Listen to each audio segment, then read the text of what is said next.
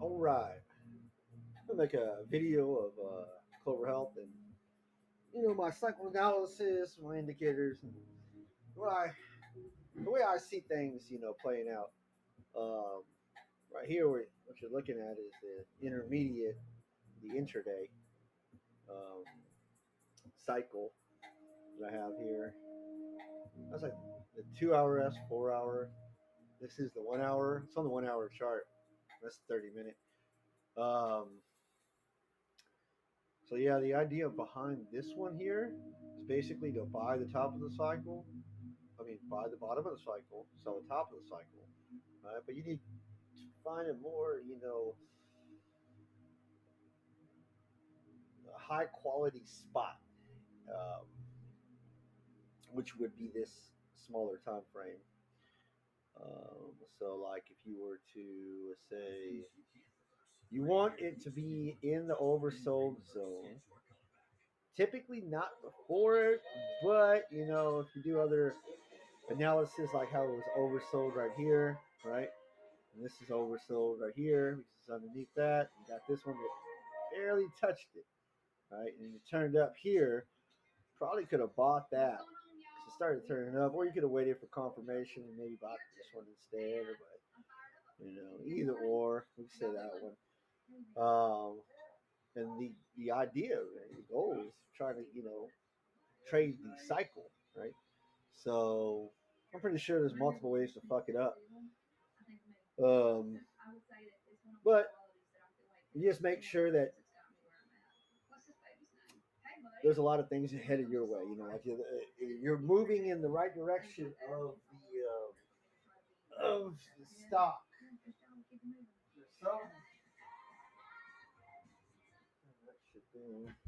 There's some um, sometimes shit gets ugly pretty quick.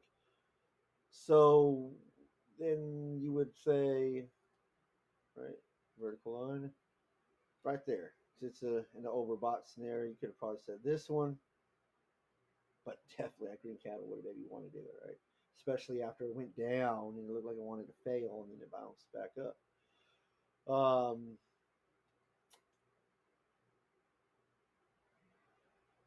and if I was to do it again, right, then I would have been waiting for it to go into oversold.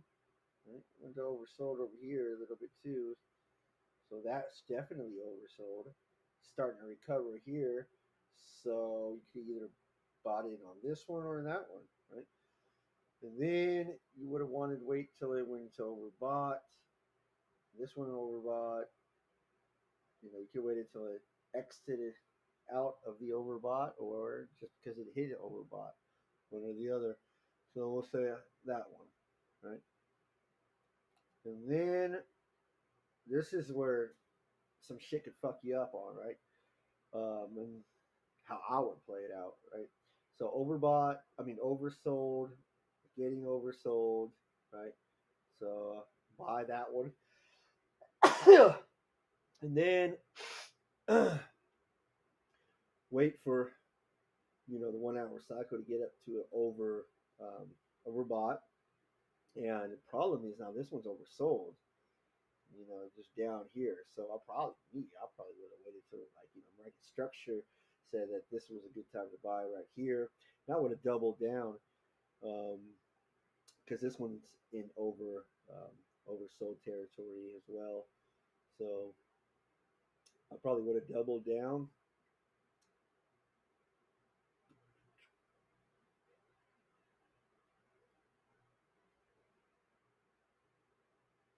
I would have considered this area right here.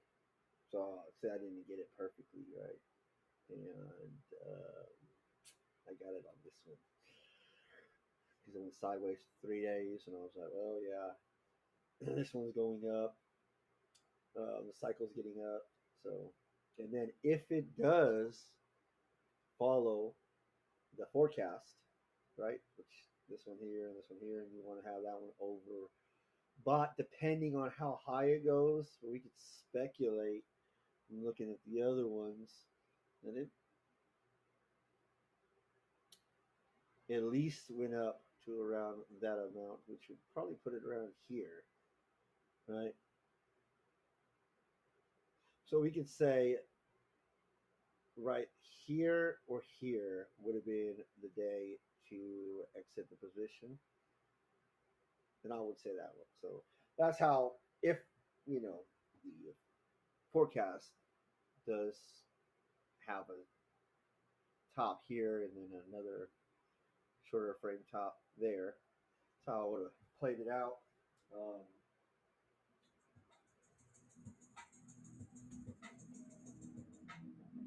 see here. Yeah, so you use these ones as reference if it's oversold or overbought, right? Typically, when it's overbought, that's gonna be the prime spot to sell, to lock in profit, right, and wait for it to go back down to oversold. But at the same time, things could stay overbought for a long period of time, and they could stay oversold for a long period of time. So you gotta, it's discretionary. You know, that's how technical analysis or psychoanalysis is a form of technical analysis. But it's all discretionary. Any technical analysis you perform, it's your capability of making the right decisions, your experience, and stuff like that. So that's how. And I've just started creating this template, so it's like a new idea that I got that dropped in my brain somehow from staring at the fucking chart. Um, Now I'm not going to use it right now, but I'm going to create it and probably, you know, paper trade with it and see what happens or something like that. Maybe back test it and forward test it. Maybe get a ratio on how successful it is.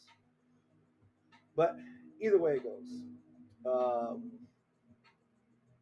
the main point of this video is going to be tops and bottoms. Well, really, not too much tops, but more bottoms.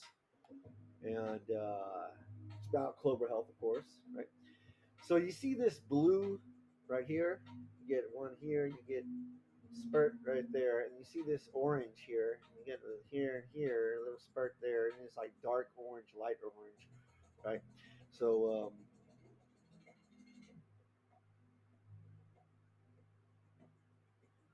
and then you got the red in the background. You got the dark red here, right? So the dark red is greater than the regular red, right?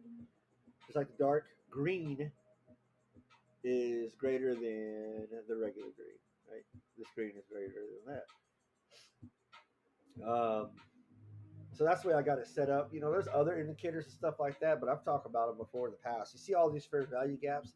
Boom, boom, boom, boom, boom. They're all support. You got this one right here. In order to break that fair value gap, you're going to have to go and close underneath $1.85, right? $1.86, $1.85, somewhere in in that lower $1.80 level, right? Close that, you fill this gap, and then the next gap for support is going to be at the $1.50 level, right? If not, it bounces, it goes quick, breaks underneath it, and has a dragonfly candlestick or a hammer candlestick, and just bounces off, and then we get the complete bottom, right?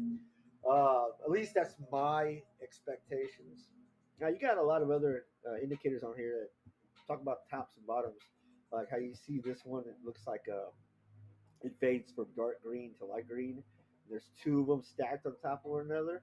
That's an indicator for bottom. And you got one right here, this huge one, right? You see how it's like light or light red here, and then dark red down here.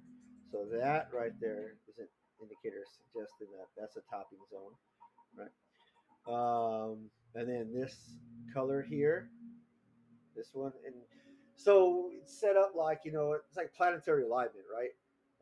You get all the time frames lining up together. They all say the same thing. Then you get a more like how it is here, right? It's all overbought, right? And then once you get all of them overbought, you get say you get the 1 hour, the 2 hour, the 3 hour, uh, the 1 day or the 3 hour, 4 hour, 8 hour, 12 hour, the 1 day, 2 day, 3 day, 1 week, 2 week, 3 week, and the monthly cycle all together, right? And give it a regime, like structure, right? Give them all points, have them, you know, work them together, right? Um, you create something similar. Um, so yeah, this is like extremely oversold. This is a planetary alignment. It's the blue planetary alignment is the orange, right? Then you got the other ones that come close, which is the dark red and the green, dark green. And then you got the other ones that are like, you got a little bit of a dark red here and a really light red here. And then it does the same thing, light green here and kind of a darkish green there.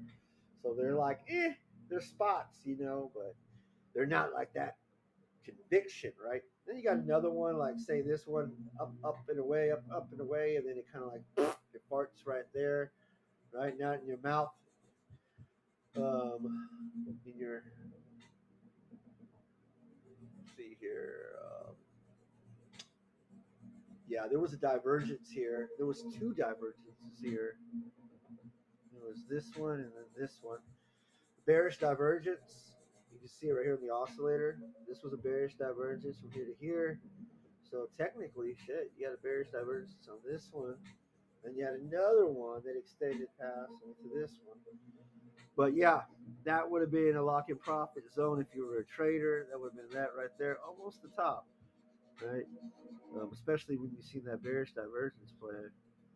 You got a bluish divergence here, right? That would have been a bottom. There is no signals.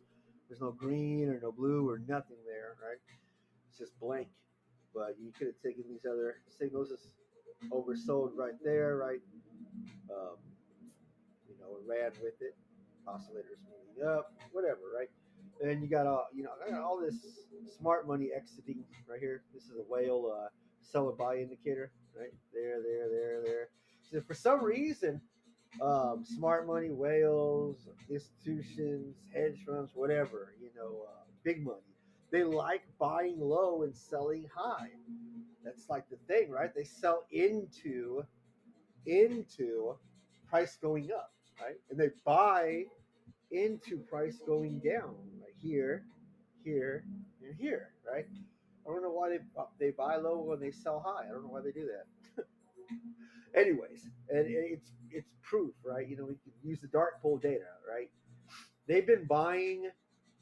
Say, I got it somewhere in my phone, but they've been buying like at any level around below $2.50, and now they're buying extremely harder at any level below $2, right? I mean, like this thing just keeps on getting bought. Check the dark pool data. It's not going to lie to you. Go do a day, 2 days, 3 days, and then go out and do like 30 days, and then do 60 days, and then do 90 days, and you'll see the levels they purchased at. They fit in right with these signals. And that's the reason why we got this divergence right here, because of that. Then they had to make sure they pushed it down a little bit more, though. So I did the math, right, on the bottoms, the accumulation zones, this indicator, the one I'm mainly talking about, the one that I'm making this video for, right, um, is this indicator right here, right? This is the institutional buy indicator. Um, Now we've had it happen 3 times in Clover Health. Well, 3 times that I consider fundamentally wise, where it should be going up, right? Uh, the intrinsic calculation dictates that the price is low, right? Vivek bought shares roughly around this price. You know, this. There's a lot of signs. There's a lot of dark pool buying right here. There's a lot of signs suggesting that $2 is a fucking cheap ass price, right? And then, like I said, there's a fair value gap. It goes to about $1.85. That if it gets filled, then wow, That'll be surprising, but not unexpected.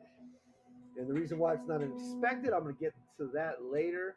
We're just going to look at this duration of time that it normally takes for the accumulation to start and end, right? So we look here, accumulation on the 60 cents low started here, right, and ended right about there, right? So here to there. That was a total of 69 days, 48 bars. We had another one that's significant right here, 64 days, 44 bars. From here, the indicator started to there. Now we got this one here that's happening, and we started there. Supposedly, it should be ending around the beginning of April. It says April the 8th. 65 days, 45 bars, right? Now, let's trip about this indicator, right? Unlike some of the other stocks, this one stays levitated and then goes down. But then it has like this scenario where it does a dead cat bounce and hits lower, right? You always see that happen most of the time, right? So like here, it started here, right? So it started to go down, right? You could probably blame it on the cycle moving up. It was an uptick on the cycle, right? But you could also say, well, the accumulation was slowing down too, right? Either way it goes. So it has this move up, boom, it went up, right? Then it has a dead cat bounce, right, where price goes down again and it goes down further, right? So it was there at 250, then it went down to like $2.12 or 13 cents or something. So damn near $2. Pretty much at the level we've been hovering around, right? It's already been at this price before, more or less, back in August of last year. Um, so yeah, this is where the accumulation zone is at. It's around this $2 region. Um, so, anyways, it should be finished if the timing is right. It should be completed at least by April the 8th. Um, and if we look at this, we could say I had it marked out over here, okay, because this is the cycle analysis projection, and this is the wave tech projection. It's two different versions of projections, but we'll look at that later. It syncs up with was it the 20th of March? So it syncs up with that. So we could be seeing it right when this minor cycle comes to an end. So you got the dominant on the cycle analysis, right? You got the dominant cycle, you got the minor cycle. The minor cycle hits home right here in the center, which is going to be the 27th. But you have to go a little bit, couple days to the left, a couple days to the right for margin of error. So I could see it, you know, coming to an end just using this and that probably by, I don't know, the 25th. Already being, prices already going up by then, right? Bottom already being set. And I can see that, but, there's some other stuff going on here. So let's shrink these subgraphs so we can get a better look at exactly what we want to see, right? Um, so we talked about that. That was a bonus. Yeah, we're going to come back to this later. Okay. So basically, what I'm going to show you is that when you get this indicator going off, right, the absorption or whatever the institutional buys, right? Typically, the price goes down, even though it has a bump up, it still goes down. It's in a downward, it's in a downtrend, right? It's in a downtrend. This one has not really been in a downtrend at all since it started. There was a tiny one started here. It's like 1, 2 days in a downtrend, and then after that, it went sideways, right? That typically never happens. And I'm going to show you on other stocks. I made a list over here. They were kind of good examples. I also want to get it to where the indicator does not whiplash, right? It does not, go up, down to a conclusion where it comes to an end, you know, like the bottom right here, when it gets to its bottom where the indicator shuts off at. So then we don't want that. We want it to just like continue to oscillate up, down, up, down, up, down, and hit higher highs, right? And not just whiplash up, back and forth. We don't want that. That's very bad. Um, so yeah, I'm gonna look at some other stocks over here.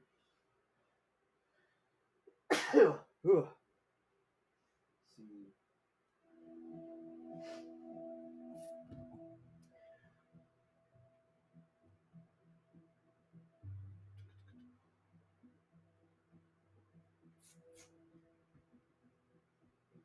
All right. So the idea was to get it to where the indicator does not whiplash, that it just oscillates, you know, um, with with price going down, right? So we got this one here. It's oscillating and never comes to a conclusion, right? Until it finally does. And when it does, it's done, right? So from here is when it started. You could actually say it started here too. But we'll say it started here, right? So started here, and then it had a dead cat bounce, and then it went down, right? So it goes down. Price typically goes down when you get this indicator, this you know being being in play, right? So it went down. Let's see here.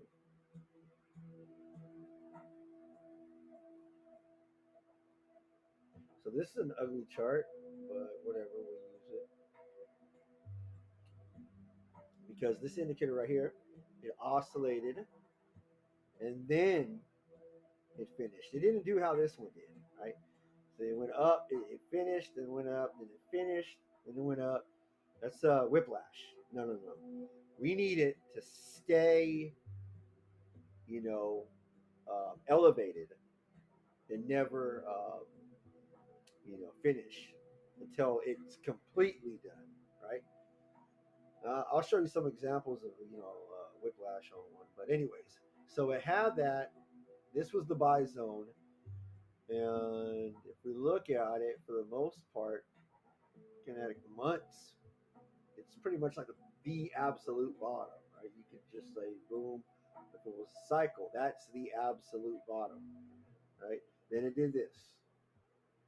Don't get me wrong, there was some other chances to get in here and here and here for ripped, but you can call pretty much all of this right here consolidation. Look at that here, here, here. Like if you look at this, right? You look at this parabolic move. Not once do you see this indicator show up. I mean, it shows some kind of orange right here, but I think that's just a mistake um, on the indicator's behalf. So here's the next one, right? It it oscillates. Now you have the cycle going up while this accumulation is happening, and typically it always goes down. Every once in a while, it may go up a little bit or go sideways when you have the cycle in an up direction, right? It might go sideways. If it doesn't, then it makes sense because normally it never does, anyways. Even if the cycle, is pointing up, right? So right here, it went up. The cycle went up. This indicator did not come to a conclusion. It's still levitated here, right? So it's continuously going. Um, and this up move dropped and it popped down. So that was the dead cat bounce, and then it went down lower, right? Typically, that's what happens. Okay, let's look at this one here. All right, so there's the bottom of the indicator. It's levitated, right? It's oscillating. Now you have this huge oversold to overbought on the cycle, right? Going up. That's what led to this move up right there. But ultimately, that was its dead cat bounce, and it went down lower. You can always tell it goes down lower after going up, first going up and going down lower. Even if it's by a few cents, it still went down lower. So that's what it looks for, lower prices just a little bit. I'll be surprised if we don't see that with Clover Health. You know, um, like I said,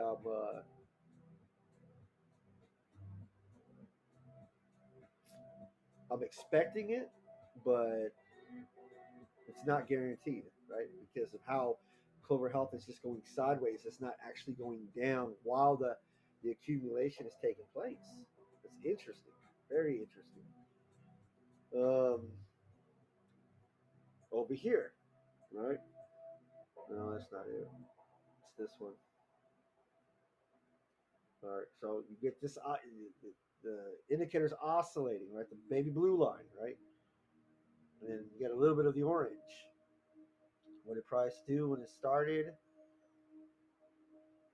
Since it touched there and it came to a conclusion, well, I'm not going to count that. I'll count the ones that when it didn't. Right? So from right here, it went down, it had a dead cat bounce, and then it went down again. Right.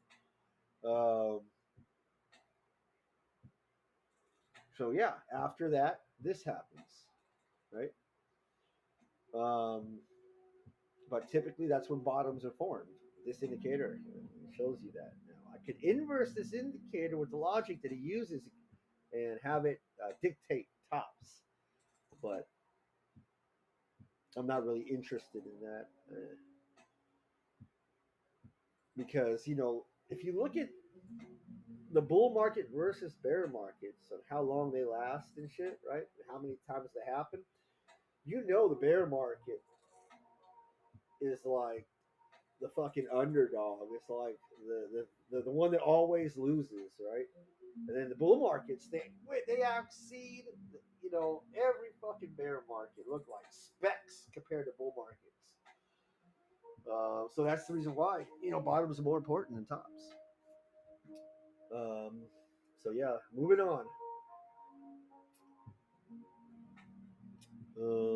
Right here.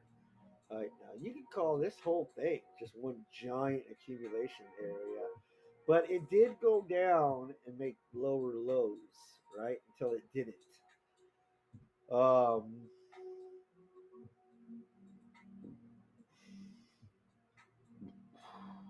Now you would have to verify this one because of the way the move is made with this indicator over here, right? That the blue, right? You would have to verify it truly is a multi-time frame. It's a planetary alignment bottom, right? Because of how it's performing. This is creating a little bottom here, it's creating a little bottom here, a little bottom there. Then finally, the indicator goes past this line right here. It creates the absolute bottom. I wouldn't be surprised if it was only green here, only green there, maybe light green at some points. Maybe one of them have a dark green one like this one, and then a blue one show up right here. Right? I wouldn't be surprised. But yeah, this happens afterwards.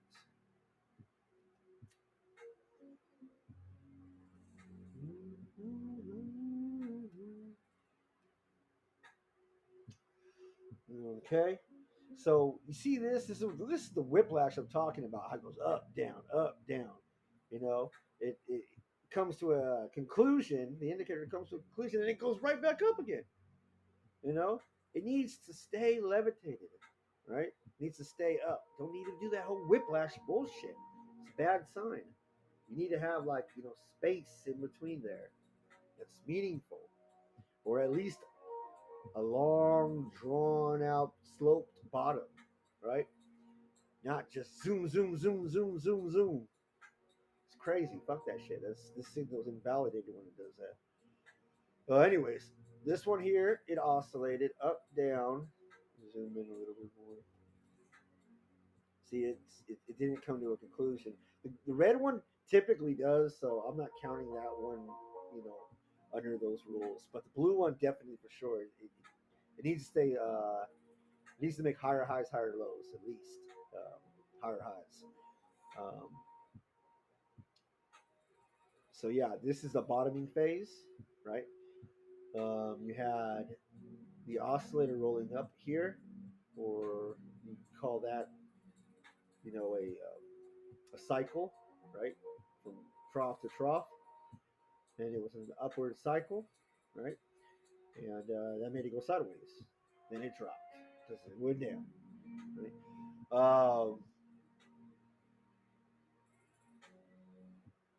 But yeah, then it came to a conclusion here, and the price did that. Moving on.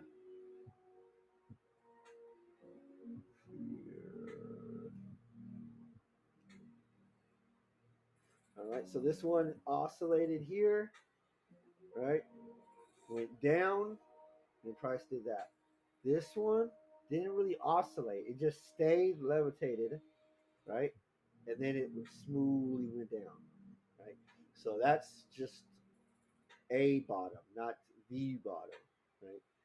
You can see there was probably a lot of accumulation going on right there. Maybe this one didn't even have a red line on it, but it was a bottom, or not red, but orange. So that. See, this is what I'm talking about, right? When you get, one, two, three, four, and they all come to a conclusion, right? Um, and there's so many of them, and they're all over the fucking place. This is like a swing trader's dream chart, right? Because you can literally buy, low and then sell high, right? Buy at the bottom of the cycle, or when price starts to get there to the bottom of the zone, you can sell it high. But for like accumulation and shit for like a long term hold, right? This is not the chart you want to see. This chart is trash. And that's an example of it. I mean, yeah, they could have been. You could have been slowly accumulating, right? Like dollar cost averaging in throughout this method, right? But it's going to be a long time, and it's going to be little by little. And then you could have seen that. Anyways, on to the next one. So we got this here. Indicators oscillating, right? You can see the cycle was in an up right-handed translation cycle, right? So it went sideways. Okay. Then it had a dead cat bounce. Then it dropped. Typically, that's what happens. And the cycle went down. Then you got your bottom, and then you did that. Right? I don't know if I told you about this one. This is a this is a match indicator. Whichever stock you have on, whatever stock you have programmed in it, it'll scan through them and tell you which ones has a you know that's pretty much equal to your stock, how it's moving, right? It'll tell you the percentage of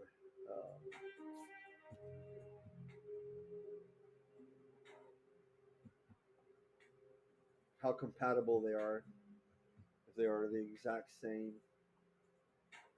if they're moving simultaneously in the same direction, the same patterns or whatever. All right. So let's look at this one here. So this is a pretty big motherfucker. Damn. Yeah, it's a multiple months of accumulation in this motherfucker. So yeah, I crossed that line right there, peaked out. It's the bottom, had nothing but downward pressure, right? A little bit of sideways action, and then it did this, right? That's multiple months of fucking accumulation, right? So, and then see here, huh? You had a little one here. This one's a little bit bigger. This one's worth looking at. How it started off here, an indicator started, then it stayed levitating and oscillated. So right there. So price had a little bit of an uplift, then it went down. When sideways went down, and then dropped hard, right? This one doesn't look like it had a dead cat bounce, unless you want to, that one candlestick could qualify as a dead cat bounce. It looked like it went up a lot and dropped. So yeah, that could probably qualify as a dead cat bounce. Just one candlestick. Then it did this, right? Um, interesting. Starting, it has a what is this lift? Yeah, there's accumulation phase going on right here. We're currently in one, but the oscillator is going to go down. It's going to go down. So the ETA for it to go back up is going to probably be somewhere in the middle of April.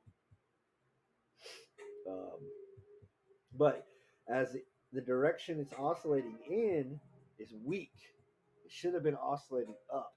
This one's oscillating down. So I don't know. A bottom is a bottom though, depending on what type of bottom it is. If it's blue, blue marked bottom, that's important.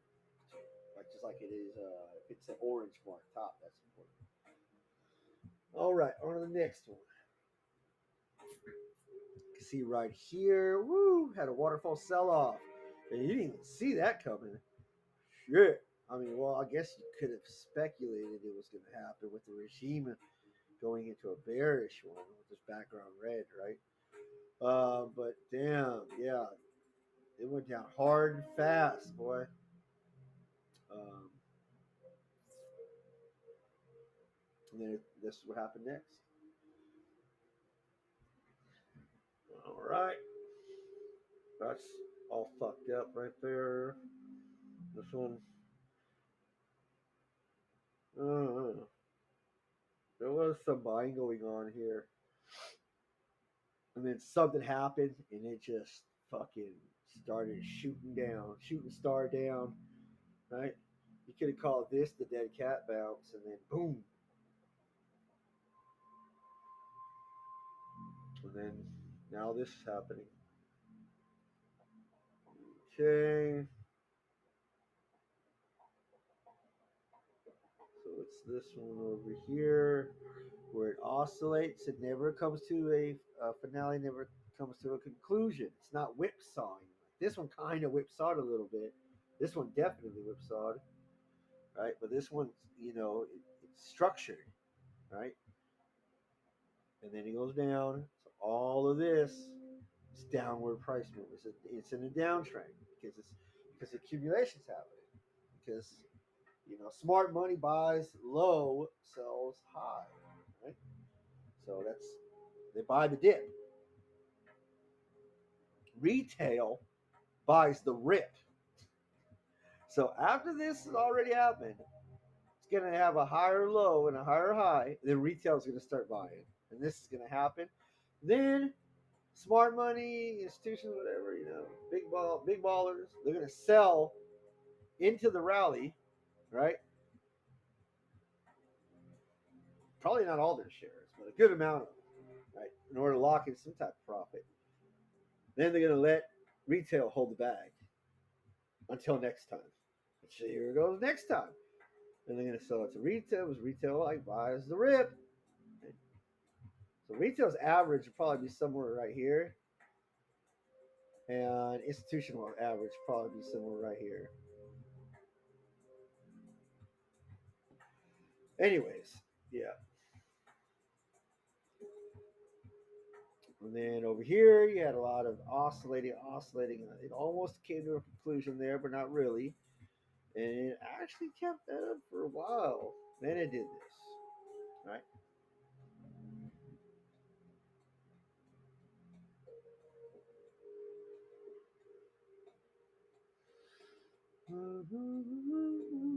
Let's get these back since I showed you what happens when this indicator is present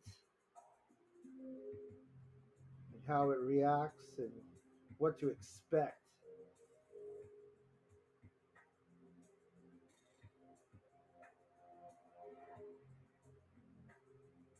Now these ones they complement,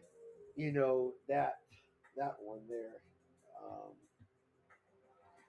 like this is a stochastic oscillator in the background. You got the S&P 500 heat map. Then you also have uh, kind of like an overbought, oversold indicator. It's the momentum in the direction of the trend. It's calibrating all that.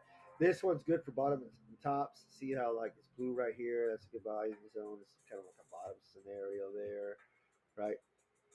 You got the CBD indicator right over here. It's positive or negative, right?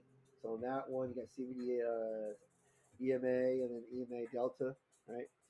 And then on the background of this one here, you got an oscillator with the Bolzer band in it, um, you know, giving you direction and strength, and also confirmation on trend, right? So at least that's what I use it for. You got the overbought, oversold indicators on this chart also. You got a heat map on the candlestick. You got a buy and sell signals, bottom tops and bottoms over here. It's like a fourth or fifth, um, confirmational tool. It's like confirmation on top of confirmation on top of confirmation on top of confirmation on top of confirmation on top of confirmation. And just the better the confirmation, just like the S&P 500, right? Kick one out, kick an indicator out, add the better one. Um, yeah.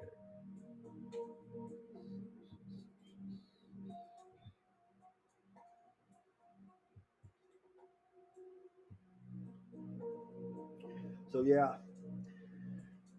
there has been bottom signals where all the dark pool volume has been at right here. You got this one, which means an end of a trend, and you got this one, which means the bottom, the green square right here, right? You got a top one right here, you got a bottom one right there. You got the blue planetary alignment, right? Multiple time frames, divergences, right?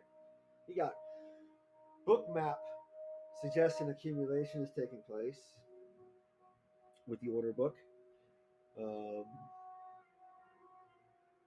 you know, on Wave Tech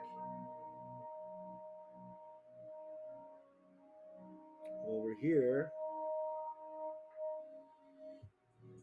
anything that's like below, above, or in the realm of fucking 0.1% is considered to be in an uptrend if it's above the center line. Negative 0.1% is considered to be in a downtrend, right? So 0.1% positive is considered to be in an uptrend. Negative 0.1% is considered to be in a downtrend. And we are sloping up. I moved, I originally had it on the 18th. I moved it to the 20th. I expect the time frame right here to be the absolute bottom. Um, you got oversold, this red in the red. It's like massive amount of money leaving the board, right? And then you got massive amount of money coming in the board here with the green ones, right? So like we are developing one here. So those are good bottoming zones. And now, as far as cycle analysis, right? The dailies, or this one, I used the 8 hour, the 3 day, the 1 week, and the 2 week indicators on here. You get dark red, light red, which means the more significant. You got this one right here. This was simultaneously the 8 hour, the 3 day, and this one right here, where the currently in is going to be the 1 week and the 2 week. That is more. That's a dominant bottom compared to this one, even though they both are extremes. This one right here is dominant compared to that one there.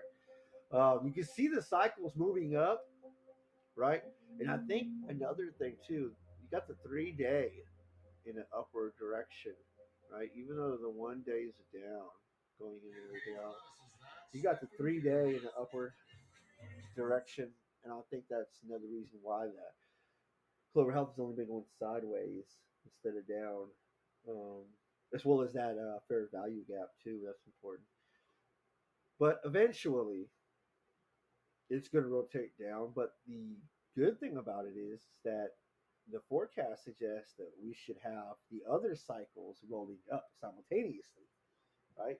Which is going to be the 1 day, the 1 week, and the 2 week all rolling up. But the 3 day is going to be going down a little bit. But then around here, around April the 1st or 2nd, the 3 days should start. They should start pulling on the 3 day, and the 1 day is going to be going through its cycle phase. So yeah, that's a. I believe that this is going to be the absolute bottom, and I believe that the if you tie this into all the other, data that's been going on over here, that the odds stack in the favor of yeah, we should be bottoming out pretty soon. Now, the question is, right? Big question is that when this 3 day starts rolling over, right, are we going to have that dead cat bounce scenario happen where they are looking for liquidity, right? They got like a liquidity grab, stop loss hunt or whatever, right? Um, and I think it'll happen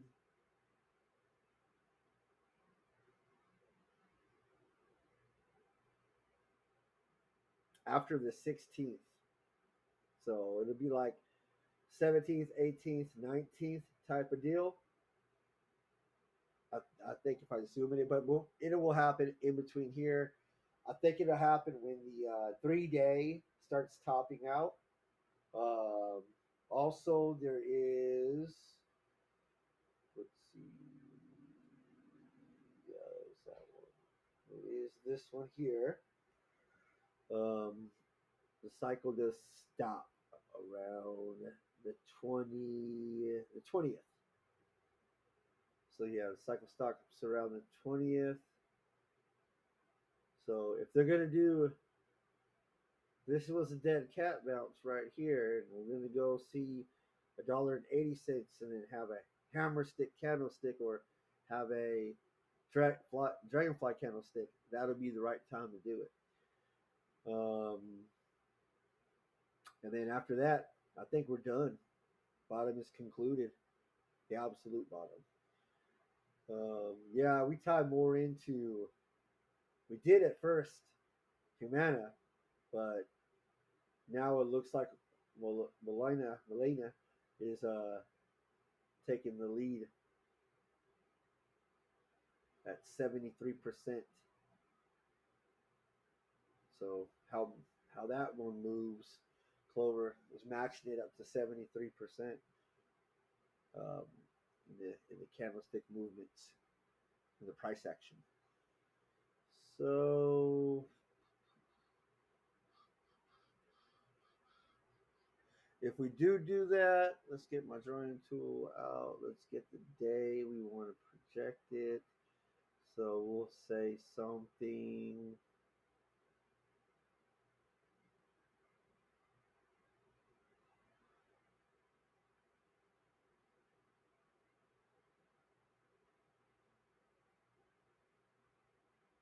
No, it came out wrong. Okay, yeah. You'll say something like,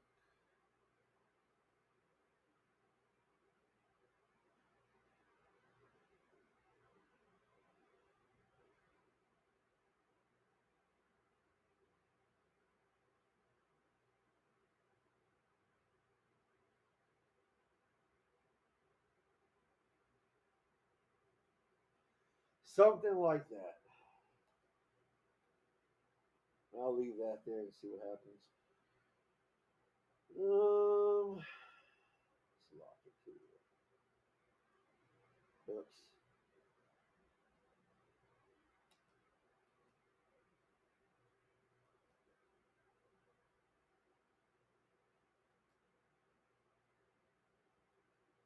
Already did lock it. Okay. Um, so it's been about 50 minutes, going on an hour. I think that's all I got for you guys. Yeah, keep an eye on that time frame right there. Um, we should have a bottom, like I said, with this one saying at least by April the 8th. All right. See you guys in the next one.